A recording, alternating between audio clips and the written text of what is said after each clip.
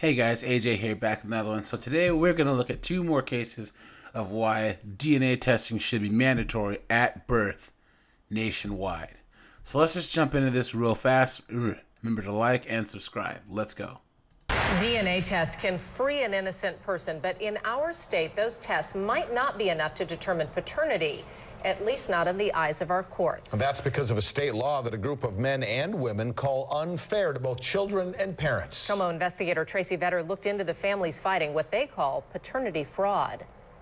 As a young man, I was always raised, do the right thing, do what you're supposed to do, take care of your children. Oh yeah, there's some more of him there. Brandon Jones hasn't seen the young boy he called his son in... And this is what I say, guys, that do the right thing is idiotic.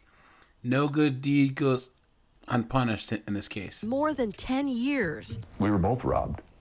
You know, this is my first picture with my daughter right here. It was one of the greatest moments of my entire life. CJ Abernathy hasn't seen his now 5-year-old daughter in a year and a half. Abernathy delights in his youngest daughter.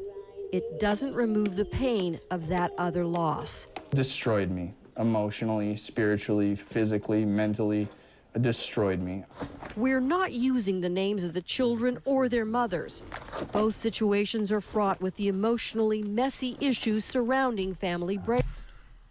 Because, of course, they don't want to use the mother's name. Oh no, that would just be too bad to actually hold them accountable. Breakups. Yeah. But what sets them apart is that the one bit of definitive scientific evidence, DNA paternity tests, made absolutely no difference in either case. It's frustrating. That whole aspect of it is very frustrating. It all comes down to this simple legal document, the paternity affidavit. Brandon Jones signed the affidavit believing what the mother told him, that he... Boom. And that's why, guys, never sign the birth certificate, ever. Get a DNA test. was the boy's father. That's him and my mom there. For the next several years, including a deployment to Iraq, the boy was an integral part of Jones' family. This was before he was 1. This was the house that I had bought. This is him and my mom. When the boy was 7, Jones went to court to improve his visitation schedule.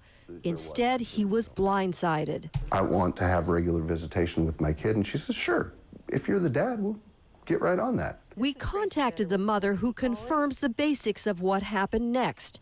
A paternity test revealed Jones could not possibly be the father.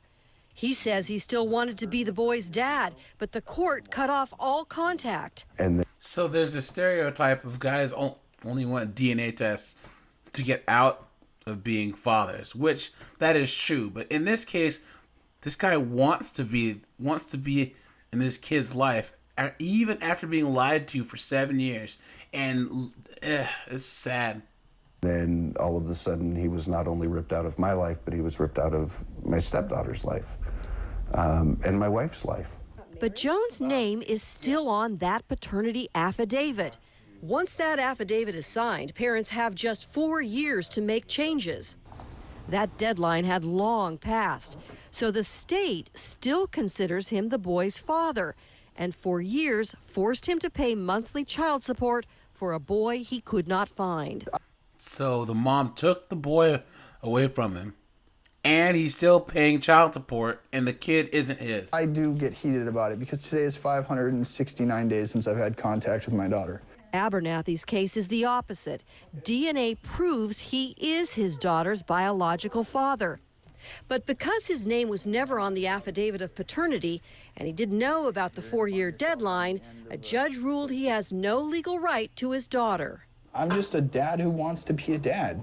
How is that a crime in this country? All because of this piece of paper. Yeah, this. Both men now are part of a group working to change paternity laws. You shouldn't be able to declare someone a father without a DNA test. They believe the DNA test and its definitive information should be the starting point, giving parents 4 years from then to go to court.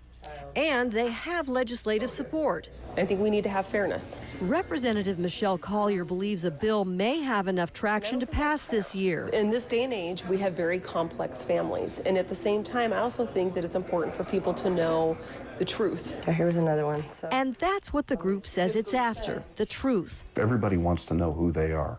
They insist it's not about child support or visitation, but about children who deserve to know where they come from. Well, guys, this is sad, you know, and I know that I did this case with Mr.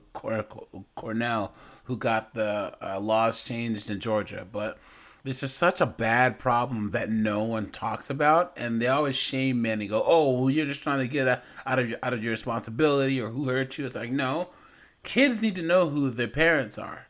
You know what I'm saying? Men deserve the right to know if it's their child or not. And this happens all around the world every day, and no one cares. And this is what I make this type of content, guys, is because, you know, there's tons of us out there who either know someone this happened to, or maybe this happened to us. You know, and it's like, guys, we need to put out awareness and let people know, like, don't do anything until you get a DNA test. So let me know what you think, guys. Let me know if this has happened to you or someone that you know and what happened. So, all right, you guys, I appreciate your support. This is AJ. Stay safe. I'm out of here.